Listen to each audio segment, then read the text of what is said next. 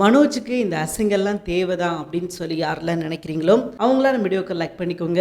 ஆமாங்க, பண்ண பாவத்துக்கு அண்ட் மீனா முத்துவை அவர் கேவலமாக நடத்தினதுக்காக தான் இன்னைக்கு அசிங்கப்பட்டு உட்காந்துருக்காரு. இந்த அசிங்கம் அவருக்கு தேவைதான் அப்படின்றதுல எந்த ஒரு மாற்று கருத்தும் கிடையாது. இன்னைக்கு எபிசோடு ஆரம்பத்தில் முத்து மீனா நம்ம ஹரிணி சொன்ன விஷயங்களை பேசிக்கிட்டு இருக்காங்க. ஹரிணி சொன்னது ஏன் உண்மையா இருக்கக்கூடாது? அமெரிக்கால இருந்து வந்த பொண்ணுக்கு ரோகிணியோட மனசு புரிஞ்சிருக்குது, ரோகிணி மனோஜை உண்மையாக தான் லவ் பண்றாங்க அப்படின்ற மாதிரி சொல்லிட்டு போறாங்க. ஆனா இங்க இருக்கிறவங்களுக்கு இவங்க இருக்கிறவங்களோட மனசை புரிஞ்சுக்க முடியல அப்படின்ற மாதிரி நம்ம முத்து சாடமாடியா சொல்றாரு. யாரை சொல்றாரு அப்படின்னு பார்த்தீங்கன்னா வேற யாரையும் கிடையாது, மீனாவை தான் சொல்றாரு. எதற்காக அப்படின்னா சத்யாவோட காதலை அவங்க புரிஞ்சுக்க மாட்டேங்கிறாங்க இல்லையா, அந்த விஷயத்தை தான் அவர் சொல்லி காட்டுறாரு. ஆனா மீனா என்ன சொல்றாங்க அப்படின்னா, மீனா எல்லாத்துக்கும் ஒரு பதில் வச்சிருப்பாங்க, அதே மாதிரி இதுக்கும் ஒரு பதில் சொல்றாங்க. அப்படி கிடையாதுங்க, எங்க வீட்டுக்கு அவ ஒருத்தன் தான் பையன் இருக்கான், சிந்தாமணி பத்தி உங்களுக்கு நல்லாவே தெரியும், அவளுக்கு ஒரு பிரச்சனை அப்படின்னு சொன்னா என்ன வேணா பண்ணுவா, மேபி இவங்க ரெண்டு பேரோட காதல் விஷயம் தெரிய வந்துச்சு அப்படின்னா இது எல்லாருக்குமே சிக்கல் தான், எல்லாருக்குமே பிரச்சனை தான் அப்படின்ற மாதிரி மீனா சொல்றாங்க. ஆனா முத்து என்ன சொல்றாரு அப்படின்னா, நான் இருக்கும்போது பிரச்சனை வர விட்டுருவேனா, என்னை தாண்டி தான் அவனுக்கு ஒரு பிரச்சனை அப்படின்னா என்னை தாண்டி தான் வரணும், நான் இருக்கும்போது அந்த மாதிரி எதுவுமே அவனுக்கு வரவிட மாட்டேன் அப்படின்னு சொல்லி முத்து சொல்றாரு. ஆனா முத்து சொல்றத அவங்க ஏத்துக்கவே மாட்டிக்கிறாங்க. சோ முத்து என்னதான் நீங்க சொல்லுங்க, அப்படிலாம் முடியாது அப்படின்ற மாதிரி அவங்க சொல்லிட்டாங்க. அண்ட் அதுக்கப்புறம் ரவி சுருதி இதே விஷயத்தை தான் பேசுறாங்க. நீங்க ரோகிணியை பத்தி கவனிச்சிங்களா, ரோகிணி என்னதான் பொய் சொல்லியிருந்தாலும் மனோஜ் கூட சேர்ந்து வாழணும் அப்படின்ற எண்ணம் ரோகிணிக்கு இருக்குது அப்படின்னு சொல்லிட்டு சுருதி ரவி கிட்ட சொல்றாங்க. அப்போ ரவி என்ன சொல்றாரு அப்படின்னா, என்னதான் அந்த எண்ணம் இருந்தாலும் அவங்க வாழணும்னு நினைச்சாலும் பட் அவங்க பிரார்த்தனை பண்ணக்கூடாது. ஸோ இவங்க பிரார்த்தனை பண்ணியிருக்காங்க, பித்தலாட்டம் பண்ணியிருக்காங்க, எல்லாமே பண்ணியிருக்கிறாங்க, அதனால இது வேண்டாம் அப்படின்ற மாதிரி இவங்க சொல்றாங்க. அப்போ சுருதி என்ன சொல்கிறாங்க அப்படின்னா, இல்லை ரவி, நல்லா யோசிச்சுப்பாரு, இவங்களுக்காக அவங்க சொன்ன விஷயங்கள் அந்த பொய் மட்டும்தான், அதை தாண்டி பெருசாக எந்த ஒரு தப்பும் நம்ம ரோகிணி பண்ண மாதிரி தெரிலையே அப்படின்ற மாதிரி சொல்ல, என்ன நீ பேசிக்கிட்டு இருக்க, நல்லா யோசிச்சுப்பாரு, நீத்து என்னை விரும்புகிறா, ஸோ அவள் விரும்புறது சரின்னு நீ சொல்கிறியா, எனக்கு கல்யாணம் ஆயிடுச்சு அப்படின்னு சொல்லி தெரிஞ்சும் அவள் பண்ணுனா அப்படின்னா அது தப்பு தான். ஸோ இப்போ நீ சொல்கிறபடியே வந்தால் நீத்து என்னை லவ் பண்ணால் லவ் பண்ணிட்டு போட்டும் அப்படின்னு சொல்லி விட சொல்கிறியா, நீ உண்மை சொல்லியிருக்கணும். இப்போ நம்ம ரெண்டு பேர் சண்டை போடுறோம், நமக்கு டிவோர்ஸ் ஆகுது, அதுக்கப்புறம் இப்படி ஒரு சம்பவம் நடக்குது அப்படின்னா அது வேற. பட் என்ன நீ கல்யாணம் பண்ணியிருக்க, நம்ம ரெண்டு பேரும் நல்லா தான் இருக்கும், நம்ம ரெண்டு பேருக்குள்ள எந்த பிரச்சனையும் கிடையாது, ஆனால் அப்பாவை இடையில வர்றது தப்பு தானே அப்படின்னு சொல்லி உண்மையை சொல்லி புரிய வைக்கிறாரு. அண்ட் அதுக்கப்புறம் பார்த்தீங்கன்னா சத்யா அண்ட் ரேகா இவங்க ரெண்டு பேரும் நம்ம முத்துவை பார்க்கறதுக்காக வர்றாங்க. அப்போ முத்து என்ன சொல்கிறார் அப்படின்னா, நீங்கள் ரெண்டு பேரும் உங்கள் முடிவில் ஸ்ட்ராங்காக இருக்கீங்களா அப்படின்ற மாதிரி கேட்கும்போது ரேகா ஆமாம், எங்கள் முடிவில் நாங்கள் ஸ்ட்ராங்காக இருக்கோம் அப்படின்னு சொல்லி ரேகா சொல்கிறாங்க. சத்யாவும் அதே விஷயத்தை தான் சொல்கிறாரு, ஆமாம் நான் என்னோட முடிவில் ஸ்ட்ராங்காக இருக்கேன், எனக்கு இவர் தான் முக்கியம் அப்படின்ற மாதிரி அவங்க சொல்லிட்டாங்க. ஸோ இந்த ரெண்டு பேர் சொல்கிறத வச்சு தான் முத்து அடுத்த விஷயம் எதனாலும் பேச முடியும். ஏன்னா இவங்க ரெண்டு பேரும் ஏதாவது மாற்றி மாற்றி பேசிட்டாங்க அப்படின்னா அது அவங்களுக்கு உதவி செய்ய போகிற யாருக்காக இருந்தாலும் பிரச்சனை தான் அப்படின்றது முத்துவுக்கு நல்லாவே தெரியும். ஸோ அதனால தான் மீண்டும் ஒரு முறை கேட்குறாரு, உங்களுக்கு எந்த மாற்று கருத்தும் இல்லையே அப்படின்னு சொல்லிட்டு. அண்ட் அதுக்கப்புறம் இவங்க இல்லைன்னு சொன்னதுக்கப்புறம் ஓகே சொல்லிட்டாரு. அண்ட் அப்போ தான் ரேகா ஒரு விஷயத்தை சொல்கிறாங்க, நான் இந்த மாதிரி ஹைதராபாத் போகிறேன், எனக்கு ஒரு வேலையாக இந்த மாதிரி போக வேண்டிய ஒரு சுச்சுவேஷன் இருக்குது, எங்கள் டாடி ஏற்கனவே பிளான் பண்ண ப்ராஜெக்ட் தான், புது ப்ராஜெக்ட்லாம் எதுவும் கிடையாது, ஆல்ரெடி நாங்கள் பிளான் பண்ணி பட் இப்போ தான் அதுக்கான நேரம் வந்திருக்குது அப்படின்ற மாதிரி சொல்ல, அப்போ முத்துவுக்கு ஒரு டவுட் வருது, இது உண்மையா பொய்யா, உங்கள் அப்பா உங்ககிட்ட நார்மலாக தான் பேசினாங்களா அப்படின்ற மாதிரி கேட்குறாரு.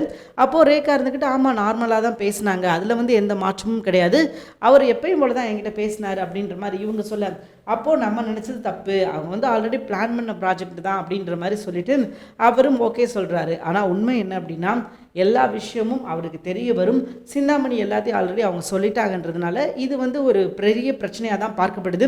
இந்த பிரச்சனை இன்றைக்கி நாளைக்கு முடிகிற பிரச்சனையே கிடையாது, இது தொடர்ந்து வர்ற பிரச்சனை தான். ஸோ இன்றைக்கி எபிசோட் நடந்த விஷயங்கள் அப்படின்னு பார்த்தீங்கன்னா இவ்வளோதாங்க.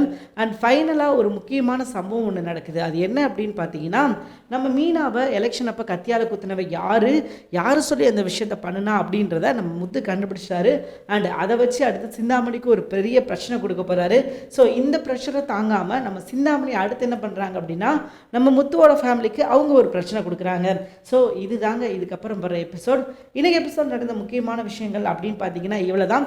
மேலும் டீட்டெயில்ஸாக தெரிஞ்சுக்க இந்த வீடியோ ஃபுல்லாக பாருங்கள், அதில் ஃபுல் விளக்கமாக நான் சொல்லியிருக்கேன். ஓகே, தேங்க்யூ ஃபார் வாட்சிங். ஸோ இதுக்கப்புறம் என்ன நடந்தது அப்படின்றத கொஞ்சம் விரிவாக பார்க்கலாம். இன்றைக்கி எபிசோடில் நம்ம ஆரம்பத்தில் ஏற்கனவே சொல்ல மாதிரி முத்து மீனா ரோகிணி தரப்பு நியாயத்தை வந்து பேசுகிறாங்க. ரோகிணி வந்து உண்மையிலே லவ் பண்ணியிருக்கா அப்படின்ற விஷயம் ஹரிணிக்கு புரிஞ்சிருக்கு. அங்கேருந்து இங்கே வந்து ஹரிணிக்கு புரிஞ்சிருக்கு. ஆனால் சத்யா ரேகாவோட காதலை வந்து நீ புரிஞ்சிக்க மாட்டேங்கிறிய மீனா அப்படின்னு சொல்லிட்டு நம்ம முத்து மீனா கிட்ட கேட்குறாங்க. ஆனால் மீனா என்ன சொல்கிறாங்க அப்படின்னா, இல்லைங்க அது வேற இது வேற. அவங்க சொல்கிறது என்னதான் சரியாக இருந்தாலும், ரோகிணி உண்மையாகவே மனோஜை லவ் பண்ணியிருந்தாலும் அது வந்து அவங்க பிரச்சனை, அது வேற பிரச்சனை. பட் இது அப்படி கிடையாது. இதில் என்ன சிக்கல் அப்படின்றத நான் உங்களுக்கு தெளிவாக சொல்கிறேன். சிந்தாமணியை பற்றி உங்களுக்கு நல்லாவே தெரியும். அவளுக்கு ஒரு காரியமாகணும் அப்படின்னு சொன்னால் எந்த எல்லைக்கும் போவா, என்ன விஷயம்னாலும் பண்ணுவா அப்படின்றது நம்ம எல்லாருக்குமே ஆரம்பத்துலேருந்து தெரியும். அப்படி தான் அவளை நம்ம பார்த்துக்கிட்டு இருக்கோம். ஸோ இப்போ அவளுக்கு ஒரு பிரச்சனை வருது அப்படின்னா நிச்சயமாக அவள் எந்த எல்லைக்கும் போவா. சத்யா வந்து பாவம், நீங்கள் சொல்கிறீங்க சத்யாவை நான் பார்த்துக்கிறேன் அப்படின்னு சொல்லி எல்லாமே சொல்கிறீங்க. பட் எப்படி பார்த்துக்குவீங்க? உங்களால் எப்படி 24 மணி நேரம் சத்யா கூட இருக்க முடியுமா அப்படின்னு கேட்டிங்கன்னா முடியாது. ஸோ அப்படி இருக்கும்போது நீங்கள் எப்படி வந்து சத்யாவை பார்த்துக்கிருவீங்க? சத்யாவை எப்படி உங்கள் கண்ட்ரோலில் வச்சுருக்க முடியும் அப்படின்னு சொல்லிட்டு நம்ம மீனா கேட்குறாங்க. மீனா கேட்குறது வந்து நியாயமான கேள்வி தான். ஸோ இதுக்கு பதில் வந்து முத்து தான் சொல்லணும். ஏன்னா என்ன தான் வந்து 24 மணி நேரம் பார்த்தாலும் ஏதாவது ஒரு சின்ன கேப் கிடைச்சாலே போதும் புகுந்துருவாங்க. ஸோ அப்படி இருக்கும்போது இவரால் கண்டிப்பாக 24 மணி நேரம் சத்யாவை தான் பார்த்துக்கிட்டு இருக்க முடியாது. சத்யாவுக்கு என்ன பிரச்சனை வருது, சத்யா எங்கே இருக்கான் அப்படின்னு சொல்லி கண்டிப்பாக அது யாராலையும் பார்த்துக்கிட்டு இருக்க முடியாதுன்னு வச்சுக்கோங்களேன். மீனாவும் அதை தான் சொல்கிறாங்க. உங்களால் இது முடியாதுங்க, அவள் எப்போ என்ன செய்வா அப்படின்றது நமக்கு தெரியாது, ஆனால் அவளுக்கு தான் தெரியும். அதனால இந்த சிக்கல்லாம் நமக்கு வேண்டாம், நமக்கு சத்யாவுக்கு வேறு நல்ல பொண்ணாக பார்த்து கல்யாணம் கூட பண்ணி வைப்போம் அப்படின்ற மாதிரி சொல்ல முத்து அதை வந்து ஏற்றுக்க மாட்டேங்கிறாரு. இல்லை மீனா, அவங்க 2 பேரும் விரும்புகிறாங்க. அவங்க விரும்பாமல் இருந்தாங்க அப்படின்னா நம்ம ஏற்கனவே அவங்கள பற்றி பேசாமல் இருந்தோம்னா பிரச்சனை கிடையாது. ஆனால் இப்போ நம்ம பேசி அவங்கக்கிட்ட பழகினதுக்கப்புறம் நம்ம இப்படி ஒரு விஷயத்த பண்ணுறது தப்பு மீனா அப்படின்னு சொல்லி முத்து சொல்கிறாரு. ஆனால் அதை மீனா வந்து புரிஞ்சுக்க மாட்டேங்கிறாங்க. மீனா என்ன சொல்கிறாங்க அப்படின்னா, எனக்கு என்னோட தம்பியோட உயிர் முக்கியம். கண்டிப்பாக இன்னைக்கு ஒரு எலெக்ஷனுக்கே அவள் இந்த வேலையை பார்த்தா அப்படின்னா நாளைக்கு எந்த எல்லைக்கும் போவா. ஸோ அதனால இந்த பிரச்சனை இதோட முடிச்சுக்கலாம் அப்படின்ற மாதிரி இவர் சொல்கிறாங்க. ஸோ இதில் என்ன நடக்குது அப்படின்னு பார்த்தீங்கன்னா, கடைசியாக பார்த்தீங்கன்னா மீனா சொல்கிற விஷயங்கள் தான் சரி அப்படின்ற மாதிரி வந்து முடியுது. ஆனால் முத்துவுக்கு இதில் பெருசாக உடன்பாடு கிடையாது. முத்து இன்னைக்கு அவங்க 2 பேர்த்த வர சொல்லி பேசணும் அப்படின்னு சொல்லி முடிவு எடுத்துட்டாரு. ஸோ அதே மாதிரி ரேகாவையும் சத்யாவையும் அங்கே வர சொல்லிட்டாரு. அவங்க 2 பேரும் அவங்க இவரை பார்க்க வர்றதுக்காக வர்றாங்க. அண்ட் அதுக்கப்புறம் நம்ம ரவி சுருதியை காட்டுறாங்க. ரவி சுருதி இதே விஷயத்தை தான் ரவி சுருதி பேசுகிறாங்க. ரவி சுருதி வந்து ஹரிணி பண்ண விஷயம் வந்து கரெக்டு தான் அப்படின்ற மாதிரி சொல்கிறாங்க. அண்ட் அதே நேரம் ரோகிணியோட காதலுக்கு ஆதரவாக யார் பேசுகிறா அப்படின்னா நம்ம சுருதி பேசுகிறாங்க. அவங்க என்னதான் பொய் சொல்லி மனோஜை கல்யாணம் பண்ணியிருந்தாலும் அவங்க நோக்கம் வேணால் தப்பாக இருந்திருக்கலாம். ஸோ பொய் சொல்லி வந்து இந்த விஷயத்த பண்ணியிருந்திருக்கலாம். ஆனால் மனோஜ் மேலே உண்மையிலே காதல் வச்சிருக்கிறாங்க அப்படின்னு சொல்லி இவங்க சொல்ல ரவி அதை ஏற்றுக்க மாட்டேங்கிறாரு. ரவி என்ன சொல்கிறாரு அப்படின்னா, அப்போ பொய் சொல்லி என்ன வேணால் பண்ணலாமா? பொய் சொல்லி வந்து இப்போ நீத்தும் தான் என்னை விரும்புகிறேன் அப்படின்னு சொல்கிறா. ஸோ அவள் விரும்புகிறா அப்படின்றதுக்காக அவள் செய்கிறது வந்து சரியாகிருமா? ஸோ அது தப்பு தான். ஏன்னா எனக்கு கல்யாணம் ஆயிடுச்சு, நான் என்னோடய ஒய்ஃபோடு இருக்கேன். ஸோ அப்படி இருக்கும்போது அவள் வந்து சொல்லும்போது நான் அவளோட காதலை ஏற்றுக்கிட்டால் அது சரியாக இருக்குமா அப்படின்னு சொல்லி ரவி சொல்கிறாரு. அப்போது நம்ம சுருதி கொஞ்சம் யோசிக்கிறாங்க. அந்த விஷயத்தை தவிர்த்து நீ மற்ற விஷயத்த பாரு ரவி, அந்த ஒரு விஷயத்தை வச்சு மட்டும் நீ முடிவு பண்ணாத அவங்க கெட்டவங்க தான் அப்படின்னு சொல்லிட்டு நீ அந்த ஒரே ஒரு விஷயத்த அவங்கள்ட்ட சொன்ன பொய் மட்டும் வச்சு நீ எதுவும் பேசக்கூடாது. ஏன்னா அந்த பொய் எதற்காக சொன்னாங்க? உங்கள் அம்மாக்காக தானே சொன்னாங்க. உங்கள் அம்மா எதிர்பார்க்குற விஷயங்கள் அப்படி இருந்தது, உங்கள் அம்மாவை சமாளிக்கணும் அப்படின்றதுக்காக அவங்க பொய் சொன்னாங்க. ஸோ இதில் அவங்க பக்கம் என்ன தப்பு இருக்குதோ அதே தப்பு உங்கள் அம்மா பக்கம் இருக்குது. உங்கள் அம்மா எனக்கு ஒரு நல்ல மருமக வேணும் அப்படின்னு மட்டும் அவங்க கேட்கல, ஒரு பணக்காரியாக வேணும் அப்படின்னு சொல்லி தான் கேட்டாங்க. ஸோ அவங்களோட பேராசை தான் இது எல்லாத்துக்கும் காரணம். ஸோ அவங்க மட்டும் கரெக்டாக இருந்தாங்க அப்படின்னா இது வந்து இவ்வளோ பெரிய பிரச்சனையாக ஆயிருக்காது அப்படின்னு சொல்லி உண்மையை சொல்ல ரவியும் அதை புரிஞ்சுக்கிறாரு. ஆமாம், இதுலேயும் ஒரு உண்மை இருக்குது. ஏன்னா இதுலேயும் பார்த்தீங்கன்னா முழுக்க முழுக்க பொய் கிடையாது. ரவி சொல்கிறதுலையும் சரி, சுருதி சொல்கிறதையும் சரி, 2 பேரும் பேசுறதுல கொஞ்சம் உண்மை இருக்குதுன்னு வச்சுக்கோங்களேன். 2 பேரும் எதுவும் காரணம் இல்லாமல் சும்மாலாம் எதுவும் பேசலை. 2 பேரும் சரியாக தான் பேசிக்கிட்டு இருக்காங்க. இது ஒரு நல்ல ஒரு ஆரோக்கியமான வாக்குவாதம்னு வச்சுக்கோங்களேன். ஸோ இது இப்படி போய்கிட்டு இருக்குது. அண்ட் அடுத்து என்ன நடக்குது அப்படின்னு பார்த்தீங்கன்னா, மனோஜ் வந்து படுத்திருக்காரு. அவருக்கு வந்து தூக்கமே வரல. காரணம் என்ன அப்படின்னு பார்த்தீங்கன்னா, எல்லாரும் சொன்ன விஷயங்கள் தான். உனக்கு வந்து ரோகிணி தான் பெட்ரு, ஹரிணியும் வந்து இதே விஷயத்தை தான் சொல்லிட்டு போனாங்க அப்படின்றதுனால மனோஜ் வந்து யோசிக்க ஆரம்பிச்சிட்டாரு. அண்ட் பழைய விஷயங்கள் எல்லாத்தையும் யோசிச்சு பார்க்குறாரு. எல்லா இடத்துலையும் வந்து யாருக்கு பக்கபலமாக இருந்திருக்கிறாங்க ரோகிணி அப்படின்னா இவருக்கு பக்கபலமாக இருந்திருக்கிறாங்க. ஸோ அதனால எல்லா விஷயத்தையும் யோசித்து மனோஜ் ஒரு விஷயத்தை வந்து முடிவு பண்ணிட்டார். ஒருவேளை நம்ம தான் தப்பாக இருக்கோமோ, நம்ம தான் சரி கிடையாதோ அப்படின்ற மாதிரி நம்ம மனோஜ் யோசிக்கிறாரு. ஸோ மனோஜ் இதுக்கப்புறமா அது வேறு ஆப்ஷன் இல்லாமல் எனக்கு வந்து ரோஹிணி தான் வேணும், ரோஹிணி நான் கல்யாணம் பண்ணிக்கிறேன் அப்படின்னு சொல்லிட்டாருன்னா ரொம்ப சந்தோஷம். ஏன்னா அதோட பிரச்சனை முடிஞ்சிருச்சு. இல்லை அப்படின்னா மனோஜ் பிரச்சனை வந்து அது ஒரு தனியாக ஒரு ட்ராக்கில் போய்கிட்டு இருக்குன்னு வச்சுக்கோங்களேன். ஸோ இதெல்லாம் முடிஞ்சதுக்கப்புறம் பார்த்திங்கன்னா நம்ம முத்துவுக்கு வந்து ஒரு சவாரி வருது. ஸோ அந்த சவாரி யாரோட சவாரி அப்படின்னா அவருக்கு தெரிஞ்சவங்க தூரத்து சொந்தம் இந்த மாதிரி ஒரு சவாரி எங்கே போய் ஒரு இடத்துல நிப்பாட்டணும் அப்படின்ற மாதிரி தான் ஒரு டார்கெட்டு. சவாரிக்கு வெயிட் பண்ணிக்கிட்டு இருக்கும்போது பார்த்தீங்கன்னா மீனாவை கத்தியால் குத்துனாங்க பார்த்தீங்களா, அவங்க அந்த இடத்துக்கு வர்றாங்க. ஸோ இதை பார்த்த முத்துவுக்கு செம்ம ஷாக். இவனை எங்கேயோ பார்த்துருக்குமே அப்படின்னு சொல்லிட்டு அவர் யோசிக்கிறாரு. யோசிச்சு பார்த்தா தான் இவங்க அப்படின்னு சொல்லி அவருக்கு தெரிய வருது. முத்து சும்மா இருப்பாரா, இவங்கள தானே இப்போ தேடிக்கிட்டு இருக்காரு. ஸோ அவர் என்ன பண்ணுறாரு அப்படின்னா இவங்களை பிடிச்சி விசாரிச்சு ஆகணும் அப்படின்னு சொல்லிட்டு அவன் கூட போய் சண்டை போட்டு மல்லு கட்டி அவனை பிடிச்சி இடே உண்மை சொல்லி எதுக்கு இப்படி பண்ண அப்படின்னு சொல்லி கேட்கும்போது நான் பண்ணல, ஏன்னா பண்ண என்னைக்கு நான் பண்ணேன் அப்படின்னு சொல்லியிருக்கான். வழக்கம் போல் நான் பண்ணலை, எனக்கு இதுக்கு எந்த சம்மந்தம் கிடையாது, எனக்கு தெரியாது அப்படி இப்படின்னு சொல்லி முத்து வந்து டென்ஷன் ஆகி அடிக்க ஆரம்பிச்சிட்டாரு. அண்ட் எவ்வளோ தூரம் அடிக்க முடியுமோ அடிக்கிறாரு. அவனால் அடி தாங்க முடியல. அப்போ அவன் என்ன சொல்கிறான் அப்படின்னா ஒரு கட்டத்துக்கு மேலே அவனால் அடி தாங்க முடியலன்றதுனால ஆமாம் அதை நான் தான் பண்ணேன், சிந்தாமணி சொல்லி தான் பண்ணேன் அப்படின்றத போட்டு உடச்சிட்டான். ஸோ இப்போ முத்துவுக்கு வந்து உண்மை தெரிஞ்சிருச்சு. மீனாவை கத்தியால் குத்துனது சிந்தாமணி தான் அப்படின்ற விஷயத்த அவர் புரிஞ்சுக்கிட்டாரு.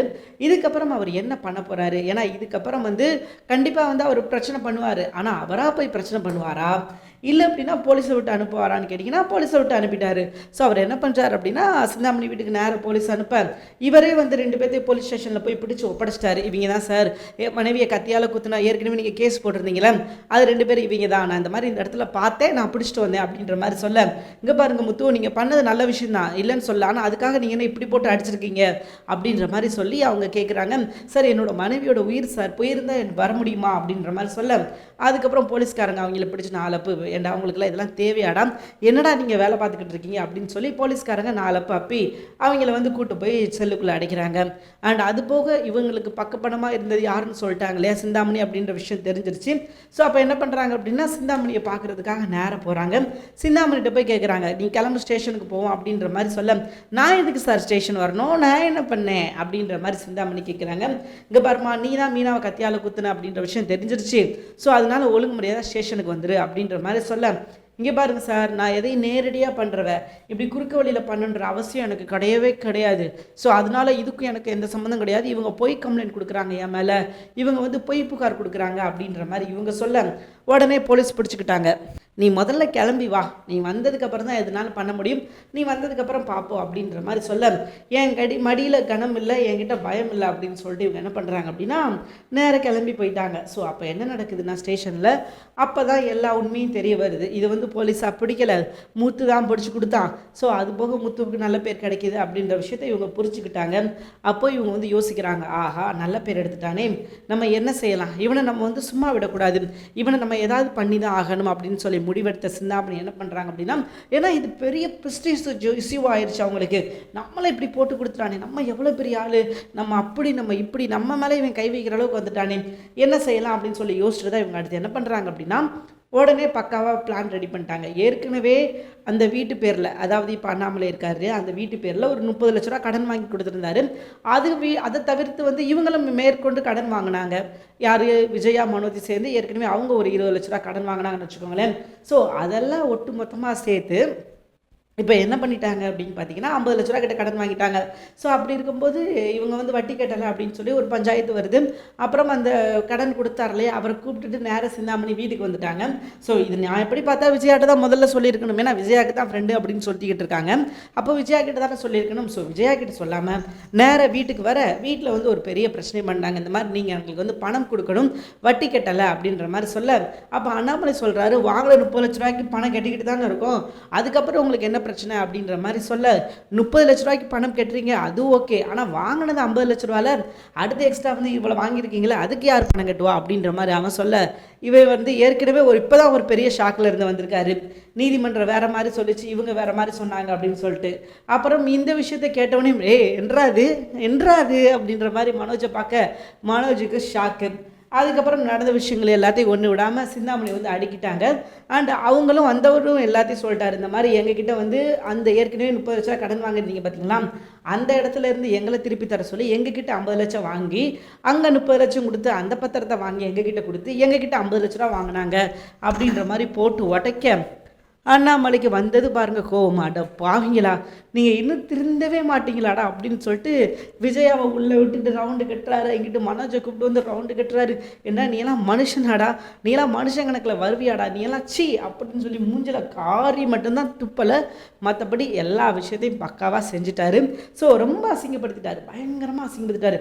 உனக்கெல்லாம் மனசாட்சியே கிடையாது, நீ தான் ஒரு மனுஷனே கிடையாது, நீ ஒரு மிருகம் அப்படின்னு சொல்லி போட்டு அட்டினா அட்டி, உங்கள் வீட்டடி எங்கள் வீட்டடி கிடையாது, குமரிக்காடு எடுத்துட்டார் அப்படின்னு சொல்லலாம். இப்போ அந்த வீடையும் வந்து இவங்க எப்போ வேணால் காலி பண்ண சொல்லலாம். இப்போ டைம் தான் கேட்டிருக்காங்க அண்ணாமலை வந்து, கொஞ்சம் டைம் கொடுங்க, நான் எப்படியாவது வந்து மீட்டு கொடுத்துட்றேன் அல்லது திருப்பி தரேன் அப்படின்னு சொல்லி டைம் தான் கேட்டிருக்காங்க. இந்த டைம் எவ்வளோ நாளைக்கு அப்படின்னா சொல்ல முடியாது. இவங்களுக்கு வந்து இப்போ காசு கட்டலை அப்படின்னா வீடை காலி பண்ண சொல்லுவாங்க. அண்ட் இது ஒரு பெரிய பிரச்சனையாக மாறும். மறுபடியும் வீடு இல்லாமல் நடுத்தருவுக்கு போகணும் அப்படின்ற ஒரு சுச்சுவேஷன் வரும். அது யாரால் அப்படின்னா நம்ம மனோஜால தான். மனோஜ் பண்ண ஒரே ஒரு விஷயம்தான் இவ்வளோ பெரிய பிரச்சனைக்கும் காரணம் அப்படின்னு சொல்லலாம். மனோஜ் பண்ண கேவலமான விஷயங்கள் தான் நடக்கிற எல்லா பிரச்சனைக்கும் வந்து ஒரு ஆரம்ப கட்டம் அப்படின்னு சொல்லலாம். ஏன்னா இவர் தாங்க பிரச்சனையை ஆரம்பித்து வைக்கிறதே மனோஜ் தான். எங்கே நடந்தாலும் சரி, என்ன நடந்தாலும் சரி, அதற்கு வந்து மூல காரணம் யாராக இருப்பார்னு பார்த்தீங்கன்னா அலசி அரைஞ்சால் நம்ம மனோஜாக தான் இருப்பார். அதே மாதிரி இந்த பிரச்சனையும் நடக்கிற பிரச்சனைக்கு எல்லாத்துக்கும் காரணம் மனோஜ் தான் அப்படின்ற விஷயம் அண்ணாமலைக்கு தெரிய வந்தது. ஆல்ரெடி கடுப்பில் இருந்த அண்ணாமலை இந்த விஷயத்தில் போட்டு மனோஜை போட்டு கும்பரி எடுக்கிறாரு. ஸோ இந்த பிரச்சனை வேறு லெவலுக்கு ட்ரான்ஸ்ஃபர் ஆகுது அப்படின்னு சொல்லலாம்.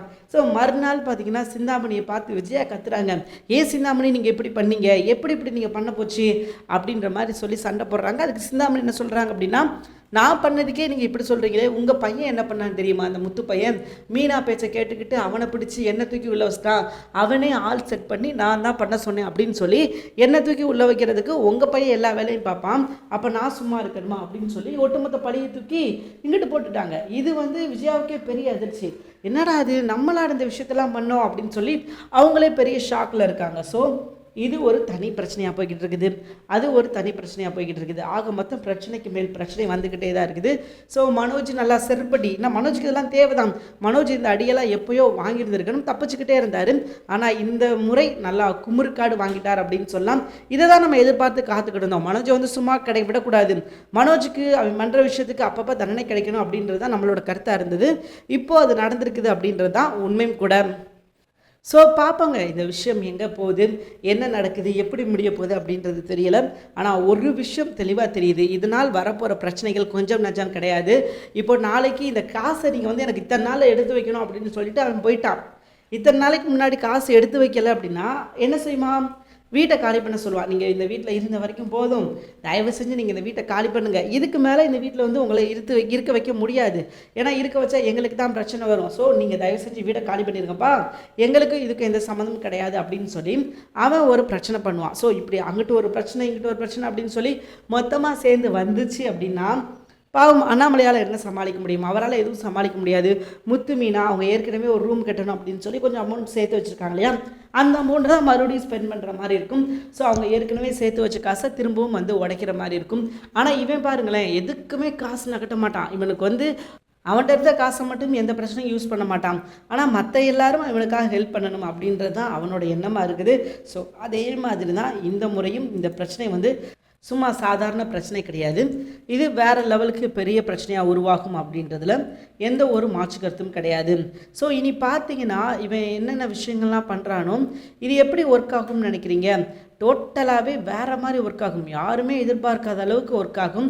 ஸோ அதுதான் இங்கே பிரச்சனை. கொஞ்சமாவது ஏதாவது ப்ராப்ளம் இருந்துச்சு அப்படின்னா அதை சரி பண்ணலாம், பட் இது வந்து சும்மா சாதாரணமாக இன்றைக்கி கடந்து போகலாம் அப்படின்ற நினைக்கிற பிரச்சனையே கிடையாது.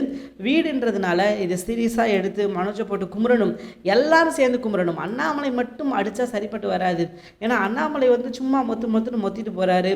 அண்டு இவங்க வந்து அவன் வந்து கேட்க மாட்டேங்கிறான், அவனால் என்ன பண்ண முடியுமோ அந்த விஷயத்த பண்ணிக்கிட்டு இருக்கான். ஸோ ஆனால் அண்ணாமலைக்கு பதில் வேறு யாராவது இப்போ முத்துவாக இருக்கட்டும் அண்ட் அது போக ரவியாக இருக்கட்டும் எல்லாரும் சேர்ந்து கும்பினா மட்டும்தான் இவன் வந்து ஓரளவுக்கு முடிவுக்கு வருவான் அப்படின்றது நல்லாவே தெரியுது. ஏன்னா அதுதான் நடக்கணும் அப்படின்றது நம்மளோட ஆசை. இல்லை அப்படின்னா இவனோட ஆட்டம் வந்து அதிகமாக தான் போய்கிட்டே இருக்கும். ஸோ இது வரைக்கும் இவன் பண்ண விஷயங்கள் அப்படின்றது வேற, இதுக்கப்புறம் இவன் பண்ண போகிற விஷயங்கள் அப்படின்றது பார்த்திங்கன்னா டோட்டலாகவே வேறு. இது எல்லாத்துக்கும் அவனுக்கு வந்து ஒரு பெரிய முடிவு காத்திருக்குது அப்படின்றதுல எந்த ஒரு மாற்றுக்கருத்தும் கிடையாது. இனி பார்த்திங்கன்னா அவன் நடக்கிற எல்லா விஷயமும் பார்த்திங்கன்னா இவனுக்கு அகென்ஸ்டாக தான் நடக்கும். இவனுக்கு வந்து இவன் என்னென்ன நினைக்கிறானோ அது எதுவுமே நடக்காது. ஸோ இவன் என்னெல்லாம் நினைக்கலையோ அது எல்லாமே நடக்கும் அப்படின்றது தான் உண்மை. ஏன்னா இதுக்கப்புறம் இவனை வந்து யாருமே மனுஷனாக கூட மதிக்க மாட்டாங்க. இவன் பண்ண விஷயங்கள் வந்து யாருக்குமே உடன்பாடு கிடையாது, யாருக்குமே இவனை பிடிக்காது. ஏன்னா அவ்வளோ கேவலமான விஷயங்கள் பண்ணிக்கிட்டு இருக்கான்றதுனால இதுக்கப்புறம் மனோஜை வந்து தூக்கி ஒதுக்கி தான் வைப்பாங்க. டே நீலாம் ஒரு மனுஷனே கிடையாது, நீலாம் ஒரு ஆளே கிடையாது அப்படின்ற மாதிரி ஒதுக்கி தான் வைப்பாங்க. ஸோ பார்க்கலாம் இதுக்கப்புறம் என்ன நடக்குது, எப்படி இந்த பிரச்சனை வந்து முடிவுக்கு வரப்போகுது அப்படின்றது தான் இதுக்கப்புறம் வந்து முக்கியமான விஷயம். ஏன்னா இந்த பிரச்சனை வந்து முடிவுக்கு வரலன்னு வச்சுக்கோங்களேன், டோட்டலாகவே வேறு மாதிரி இருக்கும். ஏன்னா இது நாள் வரைக்கும் இவங்க நடந்த விஷயங்கள் வேறு அண்ட் இவங்க பண்ணிக்கிட்டு இருந்த விஷயங்கள் வேறு.